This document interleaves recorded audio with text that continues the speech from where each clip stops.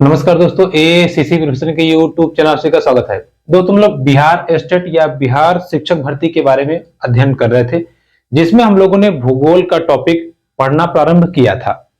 उसमें बिहार शिक्षक भर्ती में आपके सिलेबस में भारतीय भूगोल का हमें अध्ययन करना है, जिस क्रम में हम लोगों ने कल की वीडियो में भारत के अक्षांशीय स्थिति और देशांतरी स्थिति के बारे में जाना। इसके साथ साथ भारत के पड़ोसी देश के बारे में जाना और कुछ तटीय राज्यों के बारे में चर्चा हमने किया। ठीक है, आज का जो हमारा टॉपिक है, हम उस पर चर्चा करेंगे भारत की भूगर्भिक संरचना। देखिए, भारत की भूगर्भिक संरचना, ये इसका क्या मतलब है पहले ये समझ लेते हैं, फिर हम इसको अच्छे से पढ़ेंगे। देखिए, भूगर्भिक संरचना मतलब ये है कि भारत की जो भूमि है या भारत की जो मिट्टी है वो कैसे बनी है, उसकी संरचना को पढ़ लेंगे तो वही होता है भूगर्भिक। भूगर्भिक मतलब जो भूमि का निर्माण हुआ है भारत का, वो कैसे हुआ है, इसको हम समझते हैं। देखिए, बात करें पृथ्वी की, तो आज की जो पृथ्वी की संरचना है, जो हम पढ़ते हैं कि भारत पृथ्वी पे 7 महाद्वीप हैं। ठीक है, कितने महाद्वीप है? 7, यानी कि बड़े बड़े जो भूखंड होते हैं उनको हम महाद्वीप बोलते हैं। तो 7 भूखंड है जिनको हम महाद्वीप बोलते हैं। लेकिन पहले के टाइम में ऐसा नहीं था। पहले के टाइम में एक ऐसे बड़ी सी क्या थी? चट्टान थी। ठीक है, बड़ी सी क्या थी? चट्टान थी, या कह सकते हैं भूमि का हिस्सा था, बहुत बड़ा था। इसको बोलते हैं पैंजिया। ठीक है, पैंजिया, करोड़ों वर्ष पहले पैंजिया एक बहुत बड़ा हिस्सा था, बहुत बड़ा हिस्सा था, जो समय के साथ उथल पुथल से, कुछ कह लीजिए सागरीय गति से, विसंगतियों से, भूसन्नति से या भूकंपों से इसमें दरार पड़ गई। ठीक है, क्या हो गया? इसमें दरार पड़ गया और ये 2 भागों में टूट गया।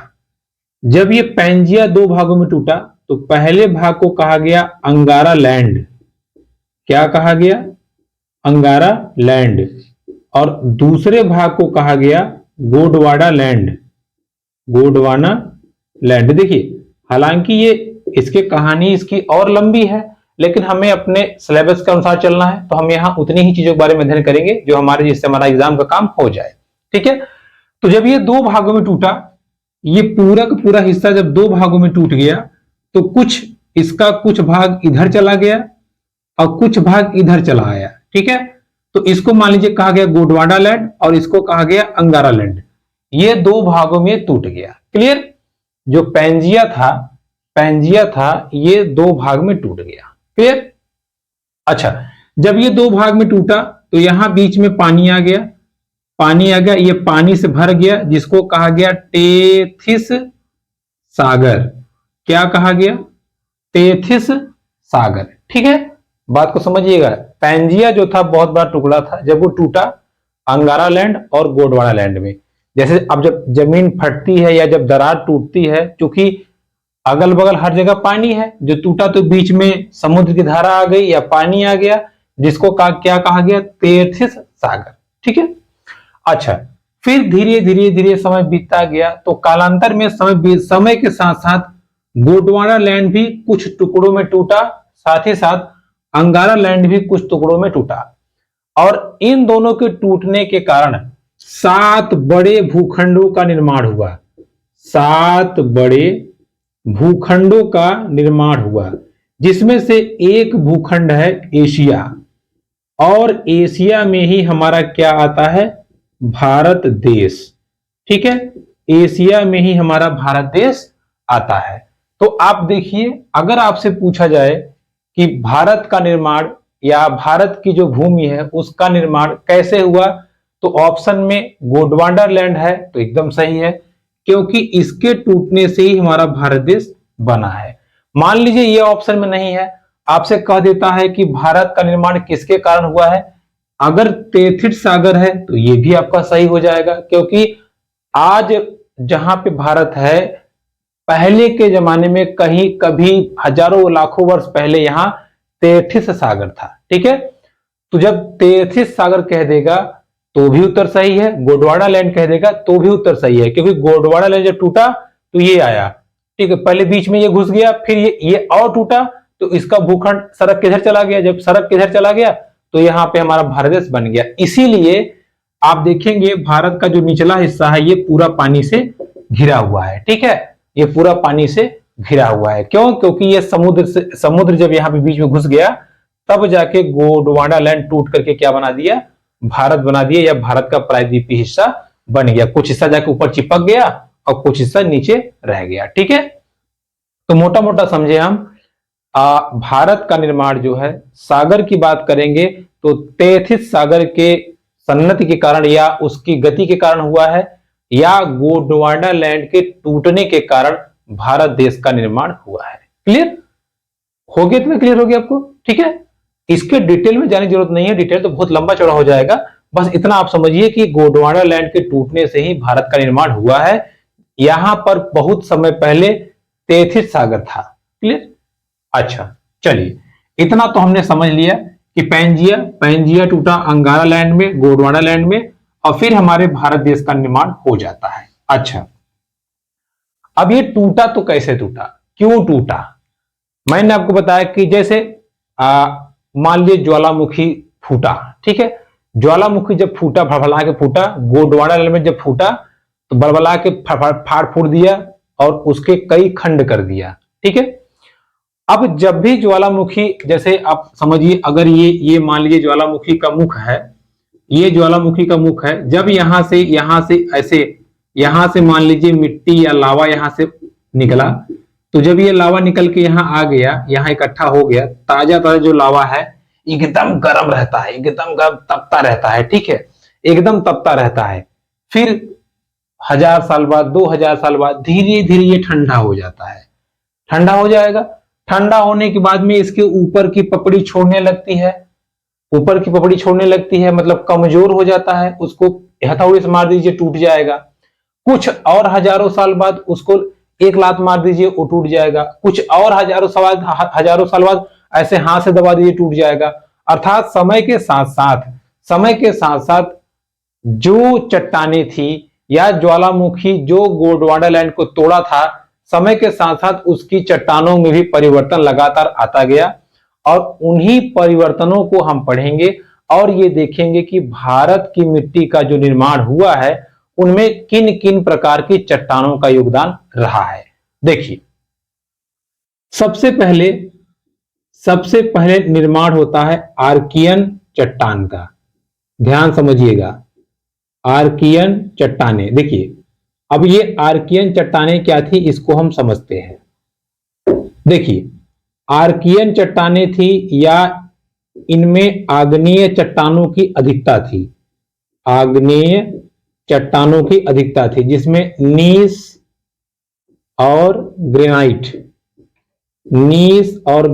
ये चट्टानें पाई जाती थी। बात को समझिएगा, आर्कियन चट्टाने वे चट्टाने हैं जिनका निर्माण एकदम नवीनतम लावा से हुआ है। लावा, ठीक है, लावा मतलब बस जैसे ज्वालामुखी फटा एकदम लाल लाल जो है उसी से बनता है आर्कियन चट्टाने। क्योंकि जब चट्टाने आती हैं तो रास्ते में इंसान हो, मनई हो, गोरू हो, गाय भैंस, पेड़ पौधा सबको भूंसते चले जाते हैं, ठीक है, मतलब जला के एकदम दबा देते हैं, एकदम नीचे दबा देंगे। तो इसमें जीवाश्म, देखिए जीवाश्म, इसमें जीवाश्म तो होता है लेकिन इतना नीचे होता है कि हम उसको यानी कि तेल वगैरह को निकाल नहीं सकते, खनिज वगैरह को निकाल नहीं सकते। इसलिए इन चट्टानों को क्या कहा जाता है, जीवाश्म रहित। और ये चट्टाने धात्विक प्लस अधात्विक दोनों होती हैं, अर्थात इन चट्टानों में धातु अधातु दोनों पाए जाते हैं। चूंकि ये चट्टाने एक के बाद एक लेयर लगती चली जाती है, जिस कारण से इनका दोहन नहीं हो पाता, ठीक है, दोहन इनका नहीं हो पाता, मतलब हम यूज नहीं कर सकते। ये चट्टानें इतनी गहरी हो जाती हैं, इतनी कठोर हो जाती हैं कि नीचे से चाहे खनिज तेल हो, चाहे कोई धातु हो, उसको निकालना इम्पॉसिबल हो जाता है। इसलिए इन चट्टानों को कहा जाता है आर्किडियन चट्टाने, जिसका बेस्ट एग्जांपल है आपका अरावली पर्वत श्रेणी, ठीक है।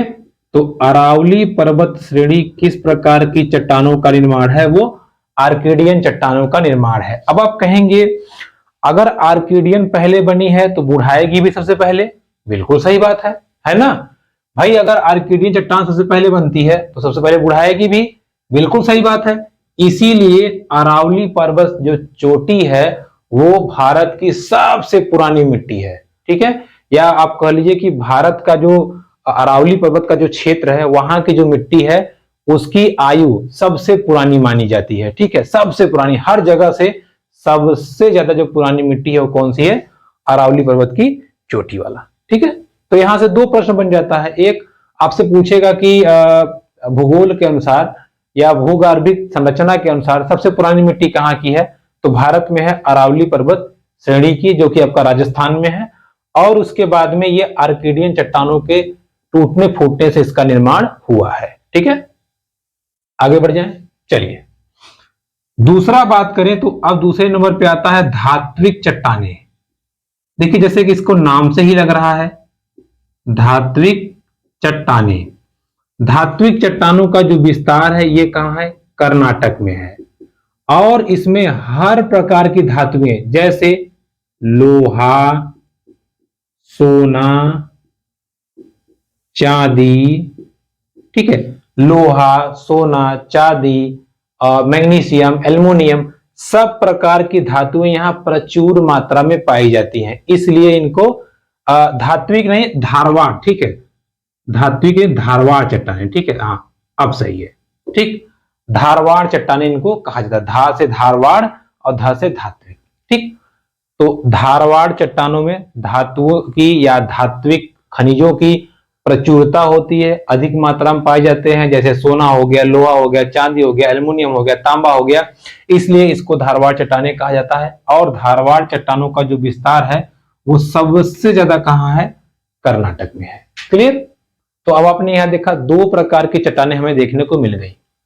अब रासायनिक और भौतिक परिवर्तन के कारण धारवाड़ चट्टानें भी टूटती हैं और टूटने के बाद में ये निर्माण करती हैं कुडप्पा, ठीक है, कुडप्पा चट्टानों की, ठीक है, कुडप्पा। कुडप्पा चट्टानें जो होती हैं इनसे जैसे ये चूना पत्थर, चूना पत्थर, बलुआ पत्थर, बलुआ पत्थर, इनसे बनी होती है। और ये चट्टानें आंध्र प्रदेश में देखने को ज्यादा मिलती हैं, ठीक है, आंध्र प्रदेश में ज्यादा देखने को ये मिलती हैं। इसमें जीवाश्म ज्यादा पाए जाते हैं, इनमें भी जीवाश्म की मात्रा पाई जाती है। तो आपसे पूछेगा कि जीवाश्म की मात्रा किसमें ज्यादा पाई जाती है? तो धारवाड़ चट्टानों में। खनिज धारवाड़ चट्टानों में, धात्विक खनिज धारवाड़ चट्टानों में। धारवाड़ चट्टानों के टूटने फूटने से बनती है कुडप्पा चट्टानें, ठीक है। और कुडप्पा चट्टानों जैसे चूना पत्थर हो गया, बलुआ पत्थर हो गया, ये सब खड़िया वगैरह ये सब किससे बनते हैं? कुडप्पा चट्टानों से। और इनका विस्तार कहां है? आंध्र प्रदेश में, ठीक है। लास्ट में आपका चौथे नंबर पे आता है विंध्यन चट्टानें। विंध्यन चट्टानें, अब देखिए इनको ध्यान समझिएगा। बात करें विंध्यन चट्टानों की तो ये कुडप्पा चट्टानों के टूटने फूटने से बनी है। यानी कि लगभग देखा जाए सबसे कमजोर यही होंगी और सबसे नई भी यही होंगी। तो नई के अनुसार इन जैसे कि आपका हो गया स्तूप, जितने भी स्तूप बने हैं वो सब विंध्यन चट्टानों से। लाल किला जो बना है वो विंध्यन चट्टानों से। फतेहपुरी सीकरी का जो किला बना है वो विंध्यन चट्टानों से। ताजमहल जो बना है वो विंध्यन चट्टानों से। यानी कि जो विंध्यन चट्टानें हैं ये इमारत बनाने में उपयोगी होती हैं और ये बहुत ही चमकीली एवं आकर्षक होती हैं, ठीक है, इसको आप ध्यान रखिएगा। तो इस प्रकार हमने देखा कि भारत के निर्माण के बाद में भारत की जो भूगर्भिक संरचना है वो 4 प्रकार की चट्टानों से बनती है। पहला आर्किडियन चट्टानें, जिनका निर्माण लावा या मैग्मा से हुआ है। ये जीवाश्म रहित होती है, इसमें धात्विक और अधात्विक दोनों की प्रचुर मात्रा होती है लेकिन इनका दोहन नहीं किया जा सकता।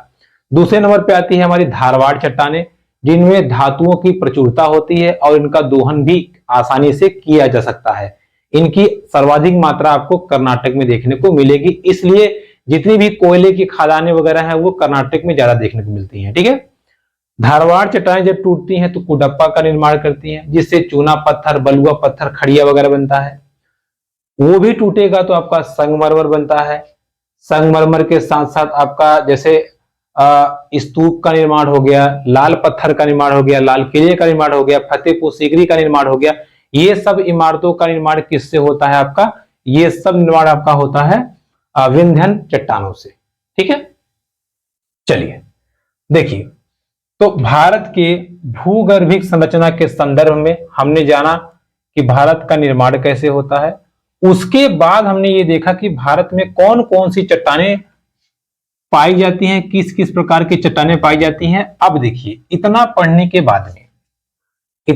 के बाद में भारत की जो भूगर्भिक संरचना है उसका हमने एक ओवरव्यू ले लिया। देखिए, ये टॉपिक इतना ही नहीं है, भूगर्भिक संरचना टॉपिक बहुत लंबा है, इसको डिटेल में जाएंगे तो बहुत सारी चीजें हैं, लेकिन वो चीजें हमारे एग्जाम प्राइमरी लेवल के लिए नहीं है, वो पीसीएस लेवल के लिए है, तो उसको हम यहाँ पे फालतू देख के दिमाग खराब नहीं करेंगे।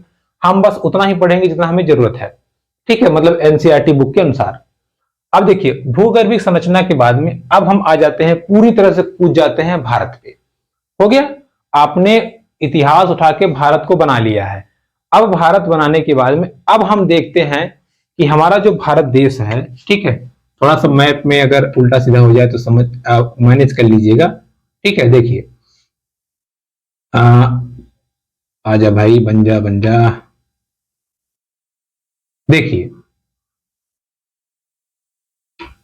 थोड़ा सा मैनेज कर लीजिएगा क्योंकि बन नहीं पाता। देखिए, अगर मोटा मोटा हम ये समझ ले भारत को, हालांकि मैप तो बहुत गंदा बना है, तो देखिए भारत के ये जो पूरी जो भूमि है, अब हमने पढ़ लिया है, इस पे 4 प्रकार की चट्टानें पाई जाती हैं, हमने पढ़ लिया।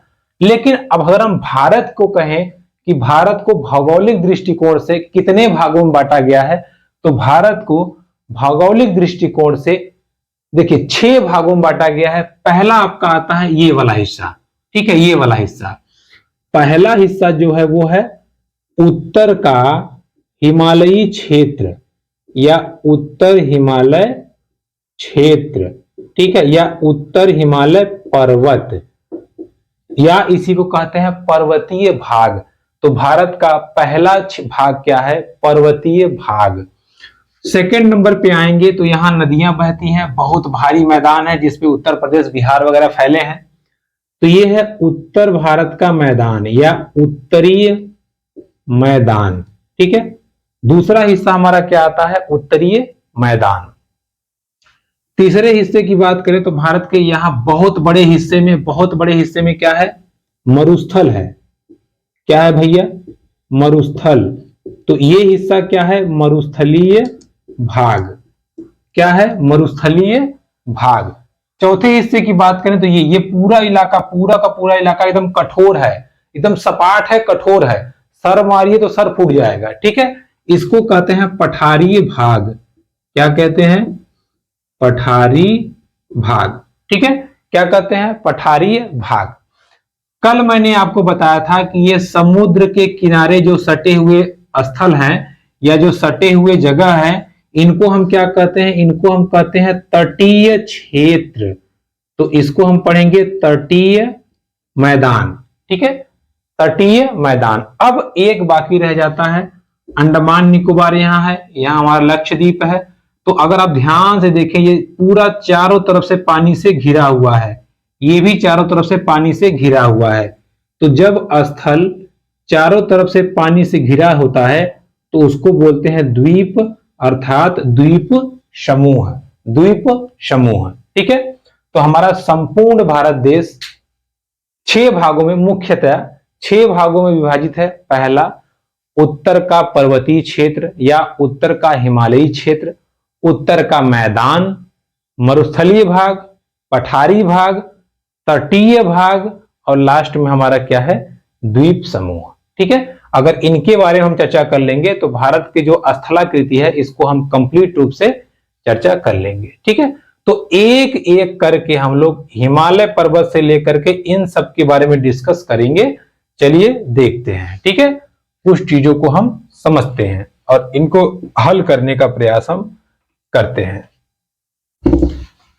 मतलब सवाल तो है नहीं, हल करेंगे, मतलब इसको हम समझने का प्रयास करते हैं। देखिए पहला हमारा हिस्सा क्या है, पहला हमारा हिस्सा है पर्वतीय क्षेत्र या पर्वतीय भाग। ठीक है, पर्वतीय क्षेत्र या पर्वतीय भाग। देखिए पर्वतीय भाग को हम दो भाग में पढ़ेंगे, एक नदियों के आधार पे, ठीक है, किसके आधार पे, नदियों के आधार पे, नदियों के आधार पर। और हम पढ़ क्या रहे हैं, हम पढ़ रहे हैं हिमालय पर्वत। ठीक है, पर्वतीय भाग है ना भाई। देखिए हिमालय पर्वत को हम पढ़ेंगे दो आधार पे, एक हम पढ़ेंगे नदियों के आधार पे और एक हम पढ़ेंगे पर्वत चोटी आधार पे, वो हम कल देखेंगे। ठीक है, पहले जो हमारा है हम देखते हैं नदियों के आधार पर, और इसको सबसे पहले देखा किसने था, सिडनी बर्नार्ड ने। किसने देखा था भैया, सिडनी बर्नार्ड। ठीक है, बर्नार्ड है, ठीक है। देखिए तो सिडनी बर्नार्ड ने पहले देखा कि हिमालय पर्वत की जो चोटी है इसको हम कैसे बांटें। देखिए दो तरीका है बांटने का, एक पर्वत चोटियों के आधार पे कह सकते हैं आप, तो उसको हम बाद में देखेंगे कल की वीडियो में। नदियों के आधार पे ये क्या कहना चाहते हैं, इसका क्या मतलब है, यानी कि हिमालय पर्वत का जो विभाजन हो रहा है वो नदियों के आधार पे कैसे हो रहा है उसको हम समझते हैं। देखिए नदियों के आधार पे कैसे होता है इसको समझने के लिए थोड़ा सा एक बार मैप का हमें छोटा सा व्यू लेना पड़ेगा, तो इसको हम ले लेते हैं। ठीक है, देखिए देखिए अब इसको हम समझते हैं। पहली चीज, हिमालय का जो पूरा विस्तार है वो लगभग 2500 किलोमीटर के आसपास है। चौड़ाई की बात करें तो औसतन 160 किलोमीटर से लेके 400 किलोमीटर के आसपास है। 400 किलोमीटर आपका पश्चिम हिस्सा में, मतलब इधर है, और 160 इधर है। ठीक है, ये आप ध्यान रखे रहिएगा। तो 2500 किलोमीटर है। पहले देखिए नदियों के आधार पे बात करें तो नदियों के आधार पे हम हिमालय को पंजाब हिमालय, दूसरा कुमायूं हिमालय, तीसरा नेपाल हिमालय, चौथा असम हिमालय के रूप में विभाजित करते हैं। ठीक है, असम हिमालय के रूप में विभाजित करते हैं। अब हम समझते हैं कैसे। देखिए यहां पर एक नदी बहती है सिंधु, और फिर यहां पर एक नदी बहती है सतलज, सिंधु और सतलज। तो पंजाब हिमालय का विस्तार कहां से कहां तक है, सिंधु नदी घाटी से लेकर के सतलज नदी घाटी तक। ठीक है, यानी कि अगर मान लीजिए सिंधु नदी बह रही है, ये सतलज, तो ये बीच का जो हिस्सा है इसमें जो हिमालय पर्वत आता है या हिमालय पर्वत का जो क्षेत्र आता है उसको हम क्या कहते हैं, पंजाब हिमालय। और इस हिमालय की पूरी जो रेंज है वो कितना है, 560 किलोमीटर के आसपास। इसमें जैसे लद्दाख श्रेणी है, लद्दाख श्रेणी है, पीर पंजाल है, ईटीसी। ठीक है, तो इतना क्वेश्चन नहीं आता। मेन आपका क्वेश्चन आएगा जो हम भी अगला पढ़ेंगे, मतलब पर्वत श्रेणी के आधार पे, वो खतरनाक है। ठीक है, तो नदियों के आधार पे हम देख लेते हैं। पहला हमारा हो गया पंजाब हिमालय, किसके किसके बीच होता है, सिंधु नदी और सतलज नदी के बीच में है पंजाब हिमालय। ठीक है, बात करें दूसरे की तो देखिए सतलज नदी से लेकर के काली नदी तक, सतलज नदी से लेकर के काली नदी तक, और इसकी लंबाई कितनी है, 320 किलोमीटर। और इसमें जो प्रमुख पर्वत चोटी आती है वो कौन सी है, नंदा देवी। एक बार क्वेश्चन पूछा है तो इसको आप ध्यान रखिएगा। ठीक है, नंदा देवी। अभी हम हिमालय की प्रमुख पर्वत चोटियों को पढ़ेंगे, अभी आप इतना समझिए कि इनके डिवाइडेशन इनका कैसे होता है।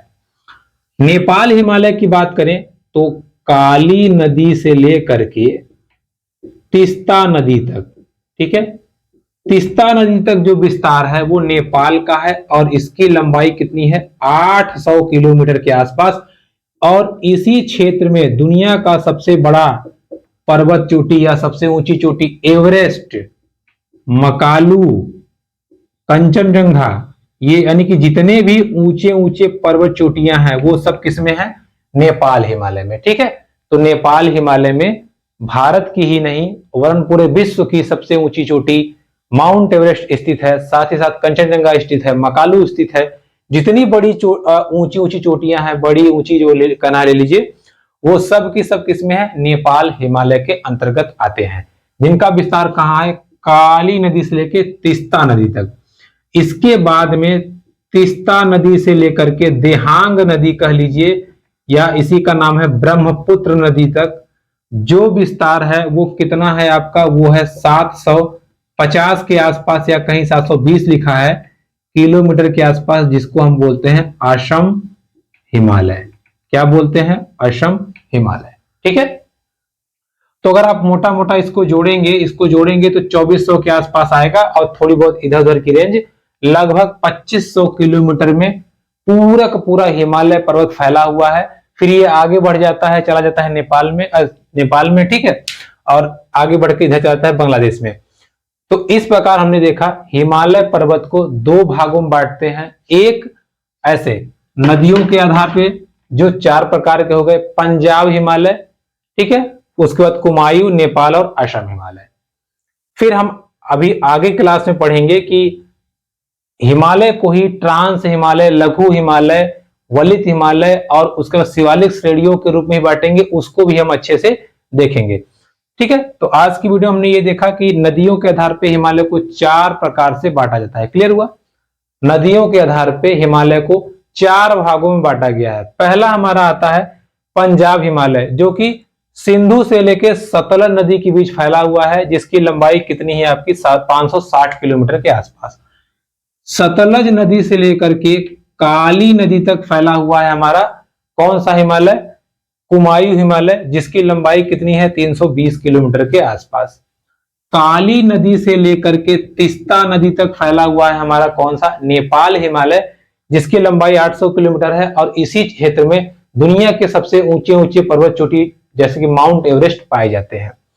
फिर आपका तीस्ता नदी से लेकर देहांग नदी यानी कि ब्रह्मपुत्र नदी तक असम हिमालय है, और इस प्रकार हिमालय के 4 भागों को हमने देखा जो कि नदियों के आधार पे देखने को मिलते हैं। ठीक है, तो कल की वीडियो हम लोग हिमालय के जो पर्वत चोटी या उनके आयु के आधार पर जो विभाजन किया गया है उसको हम देखेंगे। वीडियो पसंद आए तो please like, comment, subscribe channel. धन्यवाद।